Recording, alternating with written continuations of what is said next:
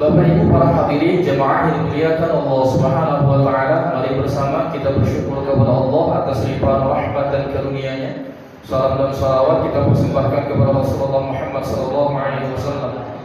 Semoga Allah menetapkan kita sebagai hamba yang selalu bersyukur dan menjadikan kita umat Rasulullah sallallahu alaihi wasallam yang mendapatkan syafaatnya pada yaumul qiyamah. Amin ya rabbal alamin. Para hadirin jemaah dimuliakan Allah Subhanahu wa taala, pada malam hari ini kita melanjutkan kajian membahas tentang ilmu akidah.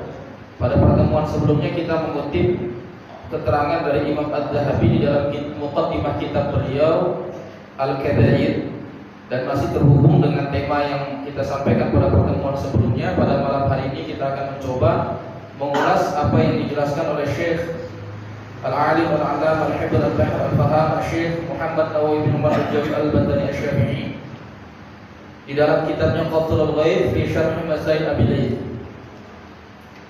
Untuk penerbit Darul Kutub Islamiyah Jakarta itu ada pada halaman 24. Pembahasan pada malam hari ini adalah kualifikasi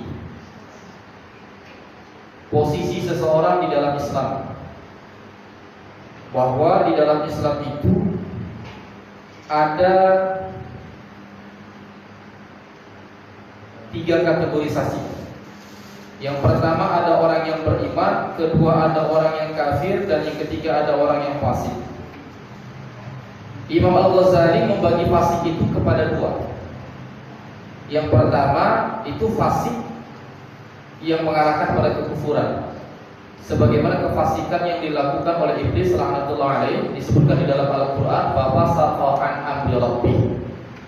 Maka iblis telah keluar dari perintah Allah Subhanahu wa taala, dan iblis dinyatakan wa kana minal kafirin, dan ia merupakan bahagian dari orang-orang kafir. Jadi kefasikan yang dilakukan oleh iblis laknatullah alaih itu sampai menyebabkannya keluar dari keimanan. Namun fasik yang akan kita bahas pada malam hari ini adalah fasik yang tidak menyebabkan seseorang keluar dari keimanan. Baik, qala musannif rahimahullahu taala wa nafa'ana bi 'ulumi fid dharain, faman kana fasiqan ay kharijan 'an amrillah bi irtikabi kabiratin aw israrin 'ala saghiratin wa lam tadrik ta'atuhu 'ala ma'asihi. Siapakah orang yang fasik itu? Orang yang fasik itu adalah orang yang keluar dari perintah Allah. Perintah Allah itu 2. Al-amru bifi'lin wa ta'kid. Perintah untuk melakukan atau perintah untuk meninggalkan. Kalau perintah untuk melakukan, hukumnya bisa 2. Tergantung pada penekanan perintah dan tergantung pada qarinah yang bisa mengubah status hukum asal kepada hukum yang lain. Karena perintah itu al-aslu fil amri lil wujub. Pada prinsipnya, pada dasarnya perintah itu menunjukkan hukum wajib, tetapi dia bisa berubah dari kewajiban bergantung kepada qarinah, bergantung kepada keadaan-keadaan tertentu atau dalil-dalil tertentu yang bisa menggeser posisi wajib menjadi sunnah, atau bahkan bisa menjadi mubah. Ada perintah yang mengarahkan pada kemubahan. Contohnya apa? Fankihu ma qaba lakum minan nisa. Nikahilah oleh kalian perempuan-perempuan yang kalian sukai, masna wa thulatha wa ruba'. Fankihu itu dalam bentuk fi'il amar, tetapi tidak menunjukkan kewajiban, justru menunjukkan kebolehan. Atau ada kaidah yang menyebutkan bahwa perintah yang didahului dengan larangan itu menunjukkan kebolehan. Perintah yang didahului dengan larangan itu menunjukkan kebolehan. Contohnya hadis Rasulullah SAW, kuntu nahaitukum an ziyaratil qubur fazuruha. Dulu kalian pernah dilarang untuk berziarah kubur, fazuruha. Namun sekarang berziarahlah kalian. Fazuruha itu fi'il amar yang juga perintah. Tetapi perintah di sini tidak mengarahkan pada kewajiban, namun kebolehan. Jadi orang yang fasik itu orang yang keluar dari perintah Allah Subhanahu wa taala. Birtikabi kabiratin, dengan cara melakukan perbuatan dosa besar, au israrin ala saghiratin, atau terus-menerus atas dosa kecil. Walam taghlib ta'atuhu ala ma'asihi, yang pada gilirannya ketaatannya itu tidak dapat mengungguli kemaksiatannya. Jadi kategorisasi orang yang fasik itu keluar dari perintah Allah, artinya tidak mengerjakan kewajiban, justru mengerjakan larangan kemaksiatan. Dan perbuatan buruk yang dia lakukan itu atau kemaksiatan yang dia lakukan itu kategorisasinya adalah perbuatan dosa besar atau dosa kecil yang dilakukan secara terus-menerus. Besar dan kecilnya dosa sebagaimana yang termaktub di dalam kitab Al-Kabair sudah kita jelaskan karakteristiknya. Tetapi dari sisi yang berbeda, Syekh Nawawi Al-Jawi Al-Badri di dalam kitab Nasaihul Ibad menjelaskan la saghirata ma'al israr wala kabirata ma'al istighfar. Tidak ada dosa kecil jika dibarengi dengan, tidak ada dosa besar jika dibarengi dengan istighfar. Jadi sebesar apapun dosa yang dilakukan oleh seorang hamba, Allah itu Maha Pengasih, Allah Maha Pengampun. Pintu ampunan Allah Subhanahu wa taala dibuka selebar-lebarnya bagi setiap hamba yang ingin menghadap kepadanya, memohon ampunan kepadanya. Maka tidak ada dosa besar jika berujung pada permohonan ampun kepada Allah Subhanahu wa taala. Namun sebaliknya tidak ada dosa kecil jika dosa kecil itu dilakukan secara terus-menerus. Syekh Nawawi ketika menjelaskan asar ini, ia mengatakan bahwasanya terus-menerusnya melakukan perbuatan dosa kecil itu bukan melakukan perbuatan dosa secara berulang-ulang. Bisa saja dosanya dilakukan sekali, tetapi tidak memunculkan adanya perasaan penyesalan. Maka perasaan tidak menyesal atas kesalahan yang sudah dilakukan itu menyebabkan dosa yang kecil menjadi besar. Jadi bukan perbuatan dosa kecil yang berulang-ulang yang dilakukan secara terus-menerus, karena kita semua bahagia dari itu. Abu Hurairah radhiyallahu anhu sebagaimana dijelaskan oleh Imam Ibnu Hajar Al-Asqalani di dalam kitabnya Fathul Bari Syarah Sahih Bukhari, pernah meriwayatkan sebuah hadis di mana Rasulullah Muhammad SAW bersabda, "Adnaba 'abdi dzamban." Bahwa Allah Subhanahu wa taala berfirman, kata Allah tuh, hambaku sudah melakukan perbuatan dosa. Wa 'alima anna lahu rabban yaghfiru dzunuba wa ya'khudhu bidzamb. Namun dia mengetahui bahwa dia memiliki Tuhan yang mengampuni dosa dan juga menghukum kesalahan. Ketika dia mohon ampun kepadaku, aku ampuni. Lalu dia mengulangi lagi kesalahannya. Di saat yang sama dia sadar bahwa dia punya Tuhan yang Maha Pengampun juga Maha Penghukum. Tapi karena dia mohon ampun, aku ampuni kembali. Dan ini diulang oleh Allah Subhanahu wa taala di dalam hadis qudsi ini berkali-kali.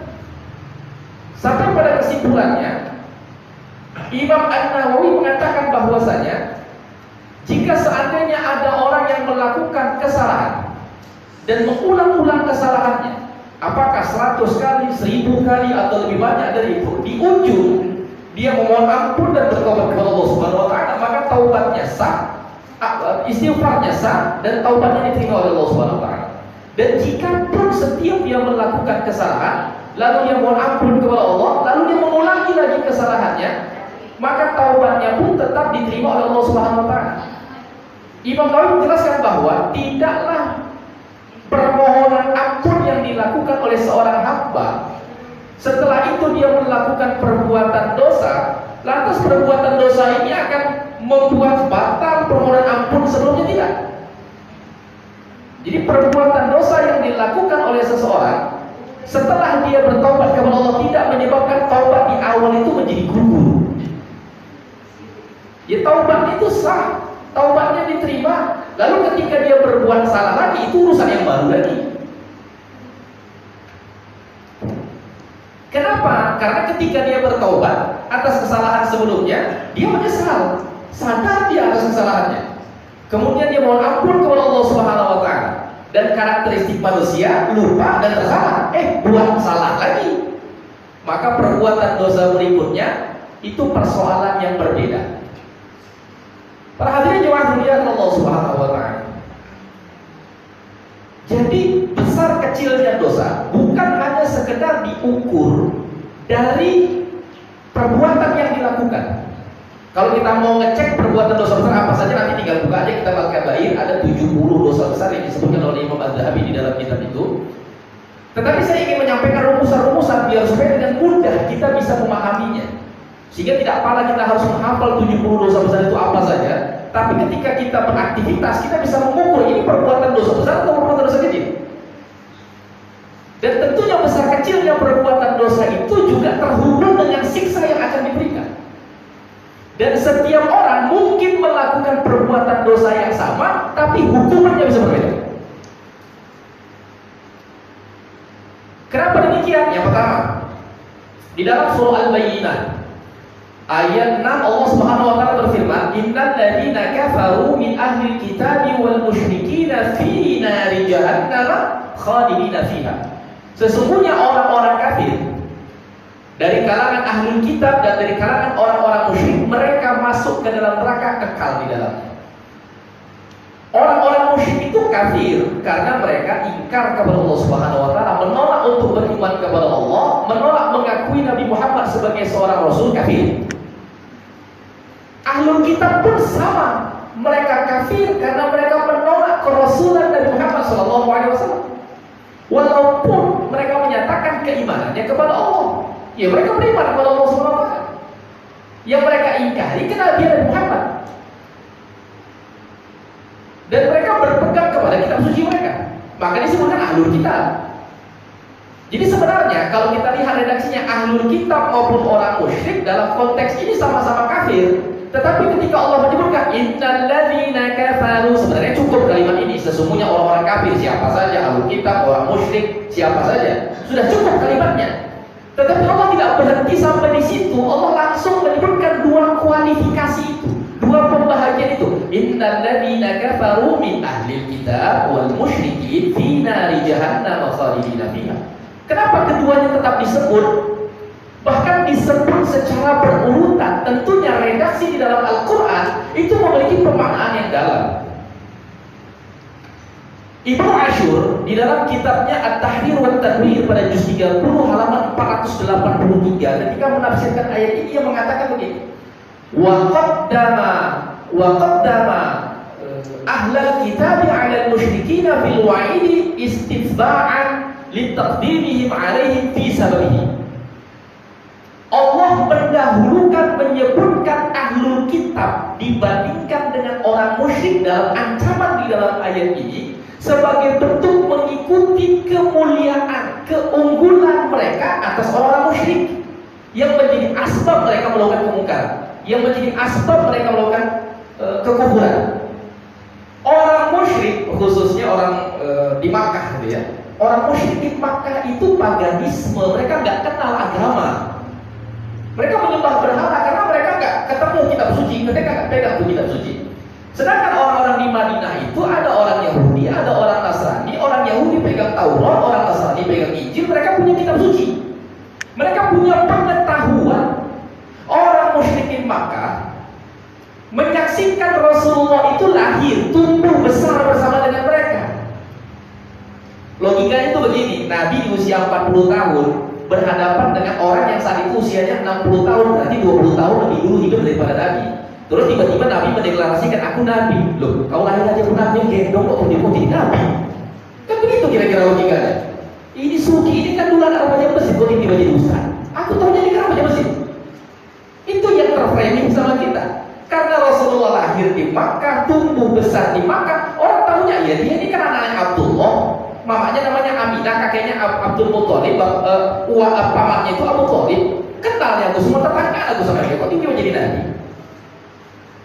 Mereka mengatakan bahwa kok tiba-tiba ada sosok anak yang baru kemarin lahir tiba-tiba mengaku Nabi, kok bisa?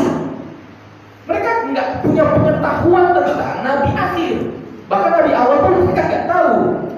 Berbeda dengan orang Yahudi dan Nasrani, bahkan di dalam surah Al-Baqarah disebutkan ya'rifuna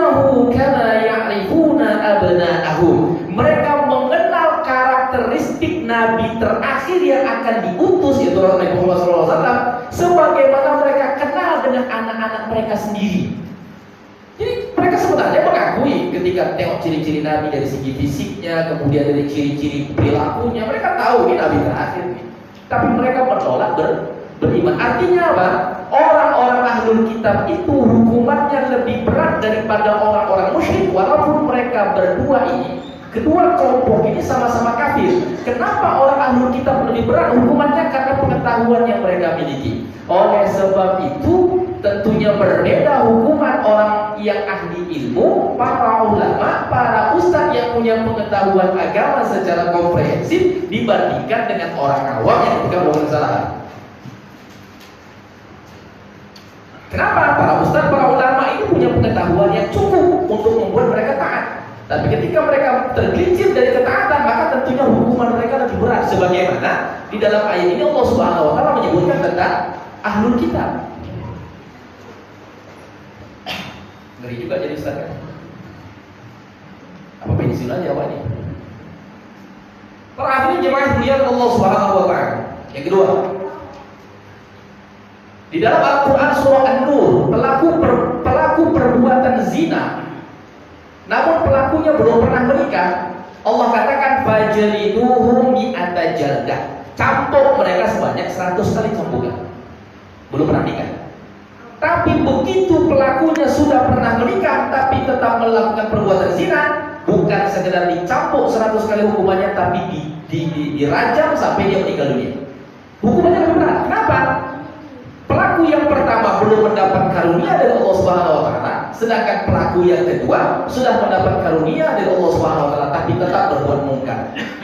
Oleh sebab itu berdasarkan ini, yang perlu kita perhitungkan saat ini adalah hari ini kita berkeinginan, bercita-cita untuk mendapatkan anugerah.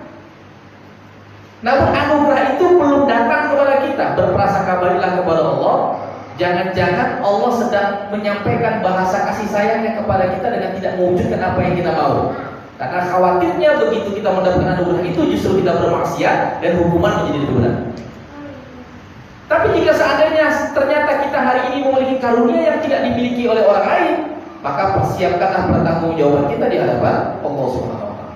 Ketiga, di dalam Al-Quran surah Al-Ahzab ayat 30, Allah Subhanahu wa taala menyebutkan, ya nisa an-nabi, wahai istri-istri Nabi, mayyati minkunna bifahishatin mubayyinah. Siapapun di antara kalian yang melakukan perbuatan keji secara terang-terangan, perbuatan dosa. Jadi di dalam ayat ini Allah menyebutkan bifahishatin mubayyinah, perbuatan dosa yang dilakukan secara nyata. Jadi yang dijamin tidak tergelincir melakukan keburukan dan kemaksiatan itu hanya para nabi. Istri Nabi tidak ada garansi itu. Para sahabat tidak mendapatkan garansi itu. Maka sangat mungkin sekali mereka melakukan kesalahan. Mereka berbuat dosa. Termasuk para nabi, anak-anak nabi dan seterusnya. Namun yang dimaksudkan di dalam ayat ini adalah jika perbuatan dosa dilakukan dengan kesadaran yang penuh dan dipertontonkan di hadapan orang lain.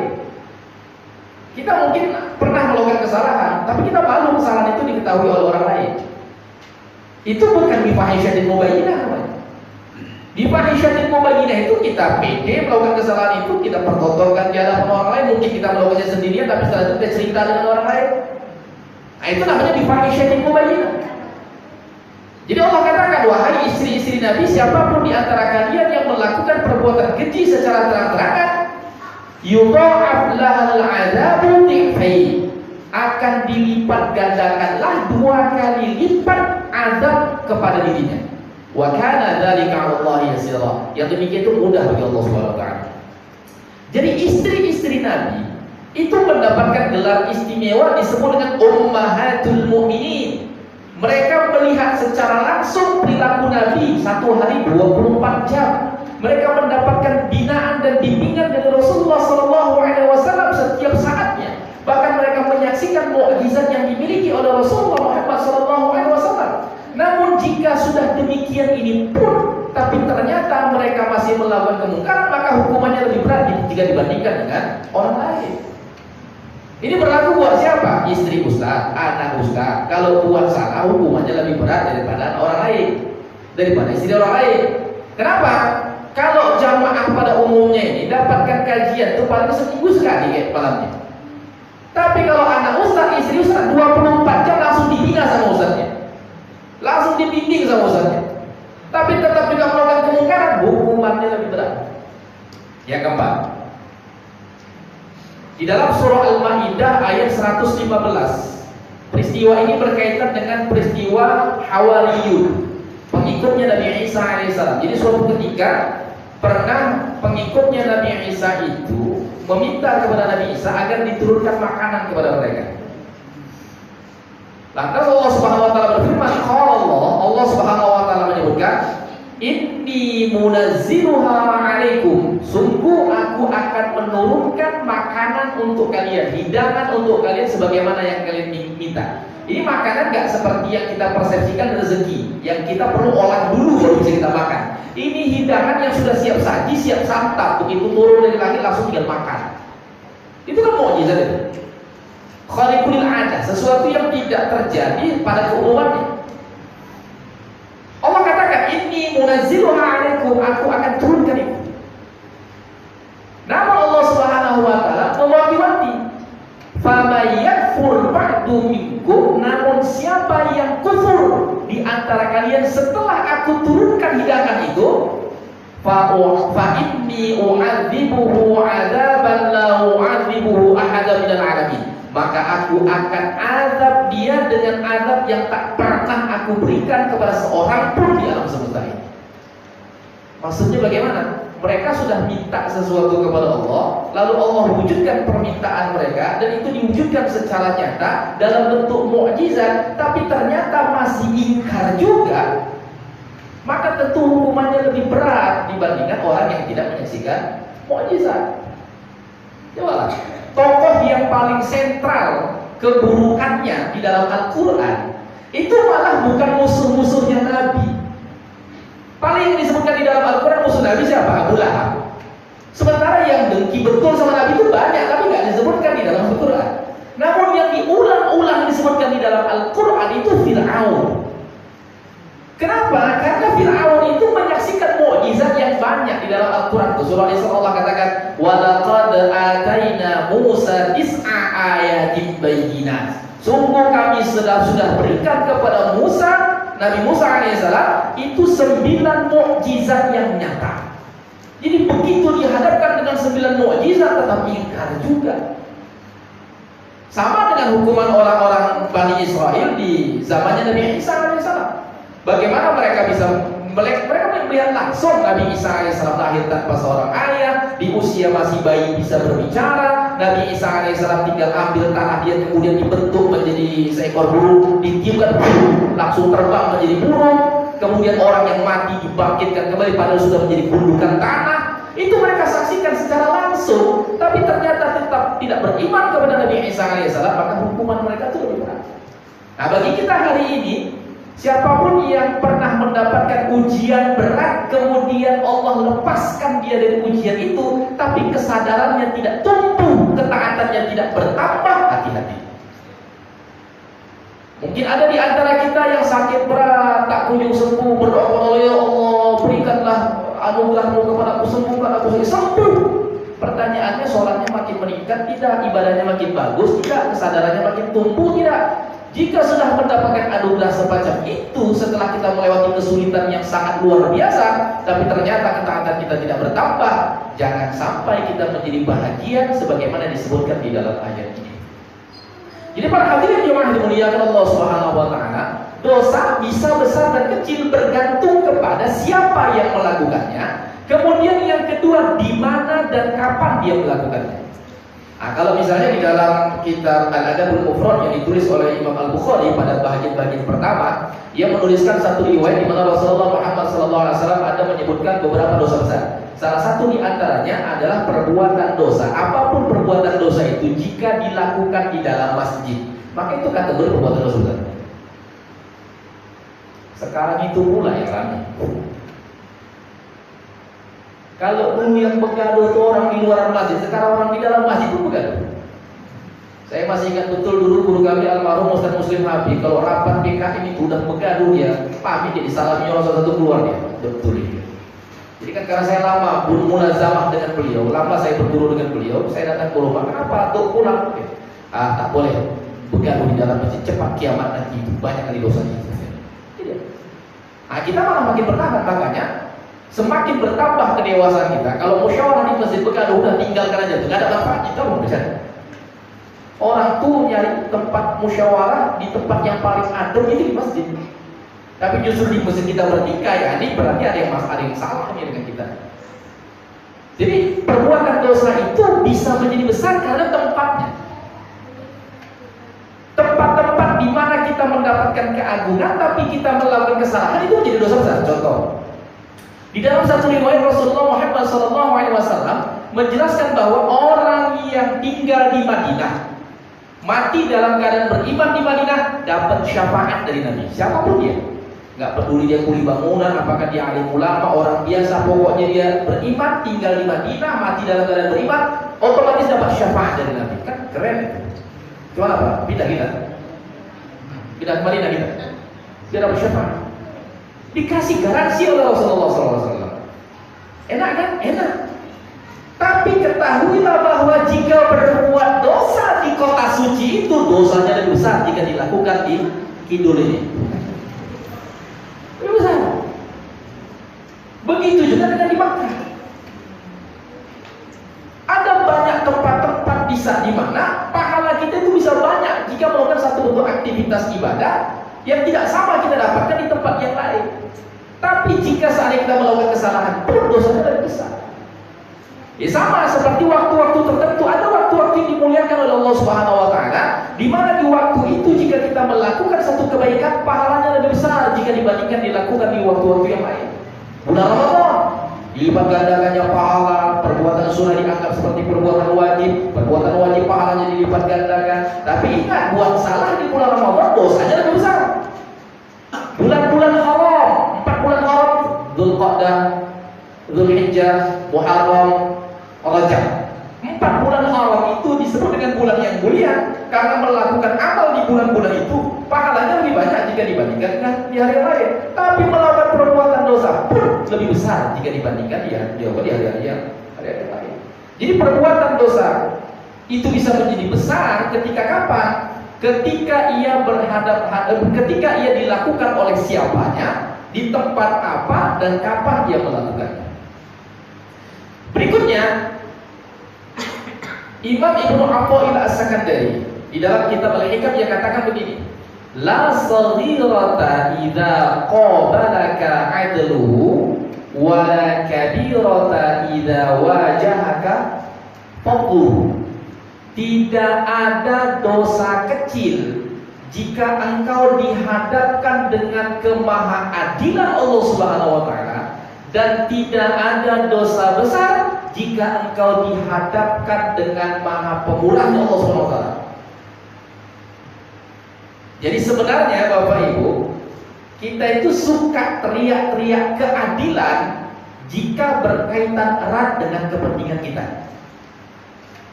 Tapi jika berkaitan erat dengan kepentingan orang lain, teriak-teriak kita itu minta belas kasih.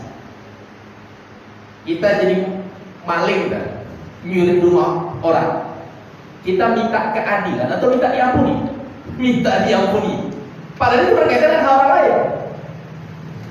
Kita minta diampuni, minta dikasih Allah, Pak, aku mencuri ini karena istriku lagi hamil, biaya rumah sakit segala macam, minta diampuni. Tapi coba bayangkan jika berkaitan dengan hak kita, kita minta keadilan. Tidak bisa begitu hakim. Saya menuntut keadilan, harta saya sudah dirusaknya, saya minta ganti rugi. Masa iya dia dibiarkan bebas begitu saja gak ganti rugi? Saya tuntut keadilan. Jadi baik di dalam kehidupan dunia maupun di dalam kehidupan akhirat, peran itu bermain di dalam diri kita. Antara keadilan dan kasih sayang itu cenderung begitu. Kita punya dosa, kita minta Allah mengasihi kita. Tapi ketika ada orang buat salah sama kita, kita tuntut keadilan Allah. Ya Allah, di mana maha adilmu? Ya Allah, di mana maha adilmu? Dia pernah zalim sama aku, diambil nyawaku belum dibalikkannya. Dia pernah memukul diriku sehingga tubuhku merasa sakit. Ya Allah, dia pernah mencemarkan nama baikku. Aku tuntut keadilan di depanmu. Terus giliran, kamu pernah buat dosa ini. Ya Allah, ampunkanlah kesalahanku. Nah, tuh. Giliran kesalahan yang kita lakukan, kita minta ampunan. Tapi giliran kita melakukan kesalahan kepada orang lain melakukan kesalahan kepada kita menuntut. Makanya Bapak Ibu para hadirin jemaah muliakan Allah Subhanahu wa taala, pesan yang sangat indah itu disampaikan oleh Rasulullah di dalam sebuah hadis. Rasulullah katakan, "Takhallaqu ka akhlaqillah." Berakhlaklah kalian sebagaimana akhlaknya Allah. Jawabkan, terjemahkan sifat-sifat Allah itu di dalam diri kalian. Jadi kalau kita mau mendapatkan ampunan dari Allah Subhanahu wa taala, jangan pelit untuk memaafkan kesalahan orang lain. Itu pesannya. Apa dalilnya? Nanti bisa dilihat di dalam surah An-Nur, peristiwa hadithul ifki. Jadi salah satu di antara korban peristiwa hadithul ifki itu adalah Aisyah radhiyallahu anha, anak dari Abu Bakar As-Siddiq, istri Rasulullah Muhammad SAW. Fitnah ditumbuh, disebarkan oleh Abdullah bin Ubay bin Salul, orang munafik Madinah pada masa itu, bahwa Aisyah sudah berselingkuh dengan Sofwan al-Mu'attal, seorang sahabat besar karena pernah ikut perang Badar bersama dengan Rasulullah Muhammad SAW. Dan ternyata ada orang lain yang terlibat dalam penyebaran fitnah itu, namanya Mistah. Mistah ini kerabatnya Abu Bakar, miskin ditampung Abu Bakar, biaya hidupnya ditanggung Abu Bakar, cuma dikasih tugas mendampingi Aisyah dalam urusan rumah tangga. Ternyata Abu Bakar dapat informasi Mistah turut serta menyebarkan fitnah itu. Ini kan orang kurang ajar nih. Kalau kita kan pala, ini orang lupa daratan ini kan. Kacang lupa sama kulit kalau bahasa gitu. Dia susah kita bantu, tapi tahu-tahu kita ditikamnya. Begitu Abu Bakar tahu perbuatan Mistah ini, dia katakan, "Wallahi la anfiqu ala Mistah syai'an abadan." Demi Allah takkan mau lagi aku menafkahi Mistah sedikit pun selama-lamanya. Tapi ternyata apa yang dilakukan oleh Abu Bakar yang mungkin menurut kita wajar, ditegur oleh Allah Subhanahu wa taala. Fa'fu wasfahu, maafkan dan berlapang dadalah kalian. Lalu apa pesan Allah Subhanahu wa taala? Ala tuhibbuna ayyaghfirallahu lakum. Apakah kau tidak suka, kalian tidak senang jika Allah mengampuni kesalahan-kesalahan kalian? Lantas begitu ayat ini turun, Abu Bakar menjawab, "Bala, benar ya Allah, aku suka mendapatkan ampunan darimu, aku berharap mendapatkan ampunan darimu. Wallahi, demi Allah, la anzi'uha syai'an abadan. Aku tidak akan menarik sedikit pun nafkahku kepada Mistah lagi, akan ku nafkahi dia walaupun dia udah buat sakit sama aku." Coba bayangkan, apa pesan di dalam ayat ini? Abu Bakar, kau senang gak kalau seandainya kau diampuni Allah? Iya. Kalau begitu, orang buat salah sama kau maafkan, kau ampuni. Tidak peduli seberapa besar pun kesalahannya, tidak peduli seberapa sering pun dia melakukan keburukan. Ya Ustaz, kalau dia sekali membuat kayak begitu Ustaz, bisa lah maafkan. Ini berkali-kali kayak begitu aja kelakuannya Ustaz. Kita pun berkali-kali juga dia buat jahat sama Allah. Coba, kita pun berkali-kali juga dia berbuat maksiat, tapi tetap juga kita berharap untuk mendapatkan ampunan dari Allah Subhanahu wa taala. Oleh sebab itu Imam Ibnu Athaillah As-Sakandari tak menyampaikan pesan kepada kita, jangan menganggap remeh perbuatan dosa sekecil apapun. Jika dihadapkan dengan kemahaadilan Allah, tentunya perbuatan dosa itu akan berhadapan-hadapan dengan hukuman. Saya ingat satu kisah disebutkan di dalam kitab Majalisus Safiyah, syarah hadis Arba'in An-Nawawiyah versi tasawuf. Ada satu riwayat di mana pada zaman Bani Israel seorang hamba memohon kepada Allah, "Ya Allah, aku memohon kepadamu tambahkan usiaku 500 tahun. Selama 500 tahun itu ya Allah berikan aku tempat khusus untuk beribadah. Dan selama 500 tahun itu ya Allah gerakkan tubuhku hanya untuk beribadah kepadamu." Dikabulkan oleh Allah, ditambah usianya 500 tahun, dikasih tempat yang khusus. Selama 500 tahun dia beribadah kepada Allah Subhanahu wa taala. Meninggal ketika dihadapkan di pengadilan Allah Subhanahu wa taala, lantas Allah katakan kepadanya, "Wahai hambaku, aku ridho kepadamu, aku masukkan kau ke dalam surgaku karena rahmatku." Ternyata dia mengajukan keberatan, protes. "Ya Allah, kenapa lah pula aku karena belas kasihan masuk ke dalam surga? Masa kerjaanku gak dianggap? Amalku selama ini gak diperhitungkan? Itu lah ya Allah." biar nampak kalau aku ini lebih istimewa dibandingkan dengan yang lain. Kira-kira kan begitu besarnya. Oh, itu yang kau mau, silakan. Selama 500 tahun ibadah yang dia lakukan diletakkan di timbangan sebelah kanan, kemudian satu biji bola matanya, bukan duanya, bukan sepasang, sebiji bola matanya saja diletakkan di timbangan sebelah kiri, masih lebih berat nikmat mata yang sebiji tadi itu dibandingkan dengan amalnya selama 500 tahun. Karena nggak cukup amalmu untuk mensyukuri nikmatku, padahal ketika di dunia aku sebutkan tsumma la tus'alunna yauma idzin 'anil na'im, dan kau tak mampu mempertanggungjawabkannya, silakan kau masuk ke dalam neraka. Ini dihadap-hadapkan dengan keadilan Allah antara amal dengan nikmat, belum lagi kemaksiatan kita yang dihitung. Maka tak ada istilah dosa kecil jika dihadapkan dengan keadilan Allah Subhanahu wa taala.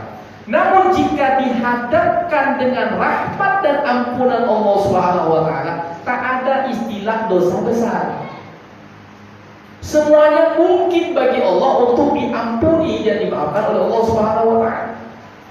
Oleh sebab itu para hadirin jemaah dimuliakan Allah Subhanahu wa taala, yang pada kesimpulannya di dalam definisi disebutkan bahwa lam tazlib ta'atuhu ala ma'asihi. Kebaikannya itu tidak mampu mendominasi keburukan-keburukannya. Jadi ada satu persepsi yang sering sekali keliru di masyarakat awam. Setiap kita ini bakalan pasti masuk neraka semua, karena setiap kita pasti punya buat salah. Kan begitu kan? Jadi setiap kesalahan harus dihukum. Tidak semua kesalahan itu dihukum, karena bisa saja kesalahan itu bergandengan dengan ampunan. Oleh sebab itulah di yaumul qiyamah itu ada beberapa proses. Yang pertama, ketika kita dikumpulkan di al-mauqif, di padang mahsyar, kemudian di saat itu ditampakkan catatan amal kita, lalu dikualifikasi yang baik mana yang buruk mana. Setelah itu kita dihadapkan di yaumul mizan, ditimbang. Mana perbuatan baik diletakkan sebelah kanan, perbuatan buruk diletakkan sebelah kiri. Kemudian ada di tengah itu namanya lisanul mizan. Kalau kita yang pernah pakai timbangan zaman dulu itu, itu timbangan tukang goni butut itu, pemulung itu kan. Itu kan ada lisanul mizan di tengah-tengah. Kalau dia ke kanan berarti lebih ke kanan, kalau dia ke kiri berarti lebih ke kiri. Kanan kebaikan, kiri keburukan. Makanya ketika orang di yaumul mizan itu matanya terbelalak, begitu diletakkan amal di sebelah kanan dia tengok ke kanan. Begitu keburukan diletakkan di sebelah, dia tengok ke kiri. Setelah diletakkan dulu dia tengok mana? Kanan kiri. Waduh, penentu itu. Kalau seandainya kebaikannya lebih banyak, lebih berat, maka dia masuk ke dalam surga. Selesai. Tapi kalau seandainya keburukannya yang lebih banyak sehingga lebih berat, maka dia harus membersihkan dirinya untuk mengikis, mengurangi perbuatan dosa yang dilakukan. Berapa lama? Sampai sejajar. Udah sama persis. Belum bisa kan? Masih seimbang tuh. Kalau di dalam Al-Quran disebutkan ashabul ahqaf, orang yang amal baik amal buruknya sama. Belum bisa masuk neraka, belum bisa masuk surga. Butuh bantuan, syafaat. Kasih syafaat, naik selamat. Jadi nggak perlu harus menggugurkan semua dosa untuk masuk ke dalam surga. Tidak, itulah fungsi yaumul mizan tadi itu. Kalau seandainya setiap kesalahan itu akan dihukum oleh Allah Subhanahu wa taala, nggak ada yang selamat selain Nabi. Termasuklah para sahabat Rasulullah SAW, nggak ada yang selamat karena semuanya pernah buat salah. Bahkan Abu Bakar dalam satu riwayat pernah memakan kurma dari hasil transaksi dukun. Jadi Abu Bakar punya budak, yang budaknya itu pernah berprofesi sebagai dukun. Dulu mau bantu orang sembuh, kemudian setelah dia menjadi pengikutnya Abu Bakar As-Siddiq, orang yang pernah diobati sembuh tadi jumpa lagi sama dia. Oh, kau pernah nyembuhkan aku dulu nih. Ini kau kasih hadiah kau kurma nih. Diletakkan kurma di meja. Abu Bakar tengok, oh ini punya budaknya nih, dia dari makannya. Baru ditegur sama budaknya, tahukah kau itu dari mana? Kan dia ceritakan, dimuntahkan. Artinya Abu Bakar mengakui bahwa yang dia lakukan salah. Dan karena kesalahan itu dia mencoba memuntahkannya. Kalau setiap kesalahan harus dihukum Abu Bakar, tidak sama apa yang kita. Maka ukurannya bukan setiap kesalahan itu akan dihukum, tidak. Akan ada ditimbang oleh Allah Subhanahu wa taala. Baik, para hadirin jemaah mulia Allah Subhanahu wa taala, mungkin demikian terlebih dahulu yang disampaikan pada kesempatan kali ini berkaitan definisi dari orang-orang fasik tadi itu. Yang pada kesimpulannya disebutkan di sini lamnya bahwa benar ba'da hisab. Kalaupun dia masuk ke dalam neraka karena keburukannya yang mendominasi, tapi ia tidak kekal di dalam neraka setelah dilakukan proses hisab terlebih dahulu.